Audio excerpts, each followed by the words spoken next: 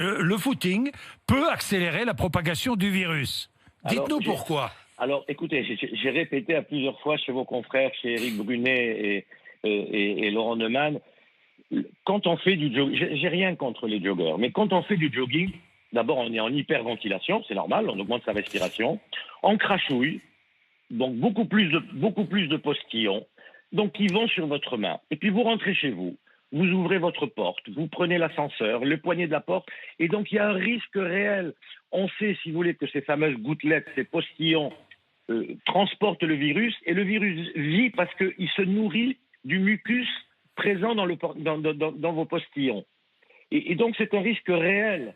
Alors les gens ils disent je suis tout seul en forêt, je risque rien, je ne rencontre personne. Oui, mais eux-mêmes peuvent transporter le virus par ces postillons, par cette transpiration extrêmement importante. Et quand ils rentrent, bon, souvent, moi je les ai vus, ils rentrent dans un Monoprix s'acheter une boisson parce qu'ils sont déshydratés après leur jogging, ils prennent la bouteille, ils la touchent, ils payent auprès du caissier qui a souvent encore pas de masque, mais ça c'est un autre sujet.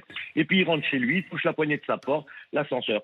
Et c'est la raison pour laquelle, si vous voulez, à partir du moment où on a décidé un confinement, on a décidé ce confinement, j'ai été un tout petit peu surpris, si vous voulez, des déclarations du Premier ministre. Je pense qu'il fallait arrêter. On peut sortir, marcher tranquillement, sans se mettre en hyperventilation, sans postillonner. Mais le jogging, pour moi, je pense qu'il fallait l'arrêter. Bien.